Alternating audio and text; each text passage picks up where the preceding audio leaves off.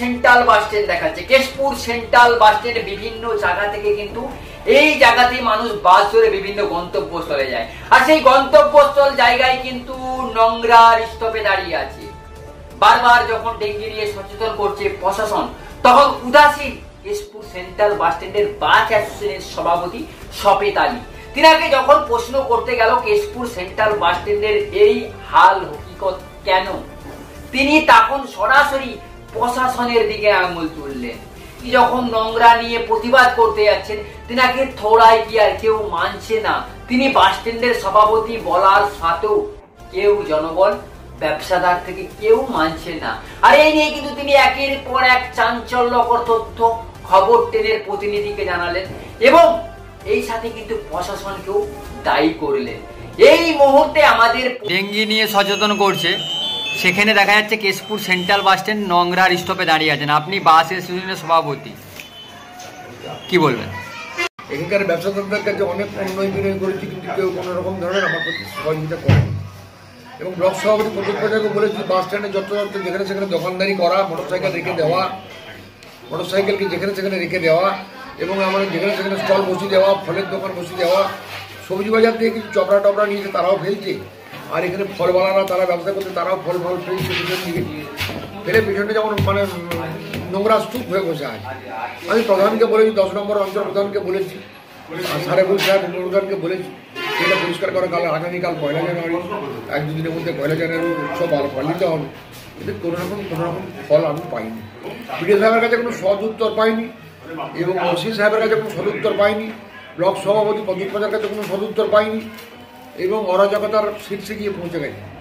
আপনি বলছেন যে প্রশাসনকে জানিয়েছে, কিন্তু আপনার এরিয়ার মধ্যেই প্রশাসন, আপনাকে তো লক্ষ্য রাখতে হবে। আমি লক্ষ্য বারবার রেখেছি, কিন্তু আমাকে কেউ থোড়াই কেন রাজনৈতিক ডামাডোল পরিবেশ, বুঝতে পারছেন?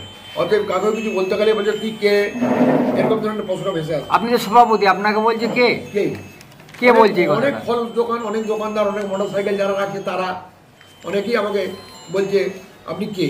আমি বলছি আমি বাস অ্যাসোসিয়েশনের সেক্রেটারি, অথচ এই জায়গাটা আমাদের আন্ডারে রয়েছে। পঞ্চায়েত সমিতির জায়গা যথারীতি আমরাই ব্যবহার করি, বাস স্ট্যান্ডটাকে আমরাই দেখভাল করি, কিন্তু আমাদের মর্যাদা নেই। যদি ওসি সাহেব একটু সহযোগিতা করতেন তাহলে আমার মনে হচ্ছে ভালো।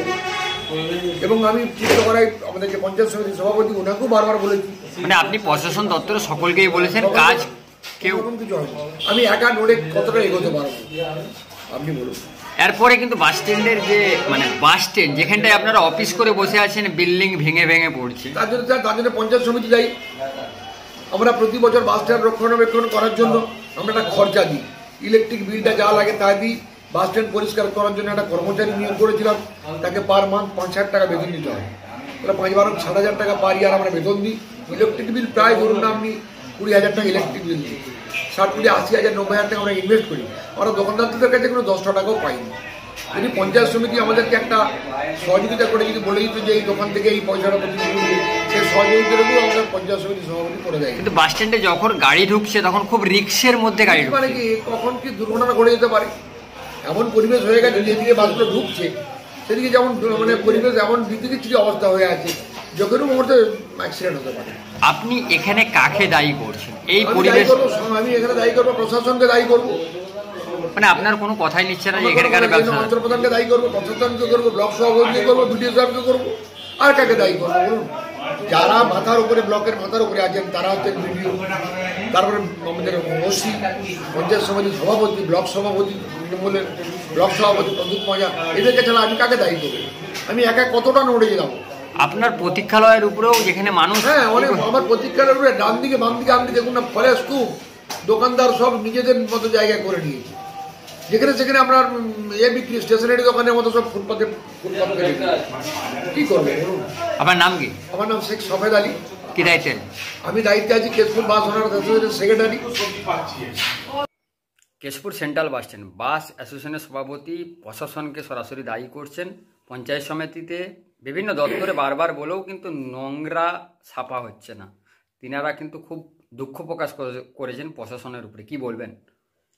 শুনুন, একটা কথা হচ্ছে যে এটা প্রায় 15 দিন 20 দিন ছাড়া ছাড়া পরিষ্কার করা হচ্ছিল, কিন্তু ইদানিং যিনি করছিলেন তিনি পঞ্চায়েতের আগে যখন করেছিলেন পঞ্চায়েতের কাছ থেকে কিছু টাকা পয়সা গত বছরে কিছু বাকি আছে। এবছর কিন্তু আমরা নিয়তই ওটা যখনই করি তখন তার সঙ্গে টেন্ডার করে দিই। তো আমি জয়েন্ট সাহেবকে উপপ্রধানকে বলেছিলাম, উনি দায়িত্ব নিয়েছিলেন, কিন্তু উনি বিশেষ কারণে অন্য জায়গায় চলে গেছেন। তবে আমি এই একটু আগেই খবর নিচ্ছি এসে কেন শনি রবি 2 দিন বন্ধ ছিল অফিস, যার জন্য আমি খবরটা নিতে পারিনি। শুক্রবার দিন একটা অ্যারেঞ্জমেন্ট হয়েছিল, কিন্তু 2 দিন করতে পারিনি। আমি এখনই ব্যবস্থা নিয়েছি, আজকের মধ্যে ওটা পরিষ্কার হয়ে যাবে। কেননা বছরের শেষে আবার নতুন বছরে এসে পুরনো বছরে আবর্জনা পড়ে থাকবে, এটা হতেই পারে। এবং এ কথাটা যারা দাবি করছে তারা অন্যায়ভাবে দাবি করছে তা বলছি, কেন এটা দেখতে বিশ্রী লাগছে এবং দুর্গন্ধ ছড়াচ্ছে, ডেঙ্গির প্রকোপ আছে, এটা আমরাও বুঝি, তার জন্য পরিষ্কার করছিলাম, কিন্তু এখন করা হয়নি বলে এটা করছি আর কি। অতএব আমি আপনাকে বলছি যে এটা আগামী কালকেই এটা পরিষ্কার পরিচ্ছন্ন হয়ে যাবে এবং এটা হতে দেওয়া যাবে না, আর কখনোই এটা অপরিচ্ছন্ন রাখা যাবে না, কারণ এখন ডেঙ্গির প্রভাব সব জায়গাতেই সমান। এবং গাড়ি ঘুরতেও তিনাদের অসুবিধা হচ্ছে, বারবার তিনারা নাকি আপনাদের কাছে দাবি করছে, সেটাও বলছে যে এটা বাস্তব কথা। এখানে লোকেরা যারা বাজার করতে আসে তারা ইনডিসিপ্লিনভাবে গাড়ি ওই তাদের 2 চাকার গাড়িগুলোকে রেখে দেয়, এবং টোটো যারা আরোহীরা এসে পৌঁছায় তারা সবাই বাস স্ট্যান্ডে যাওয়ার জন্য পিড়াপিড়ি করলে টোটোওয়ালারা ওখানে তাদেরকে নামিয়ে দিয়ে যখন যায় তখন ওটা জ্যাম হয়ে যায়। তো এই নিয়ে আমরা একটা ব্যবস্থা করেছি, পুলিশকেও বলছি, এবং তার জন্য সিভিক পুলিশ নিয়োগ করে যাতে ওইটি না হয় তার ব্যবস্থা করা হবে। আশা করছি আগামী বছর থেকে এই ধরনের যে অসুবিধা এটা যাতে না হয় তার জন্য সব রকম ব্যবস্থা করব, এটা আমি আপনাকে বলতে পারি।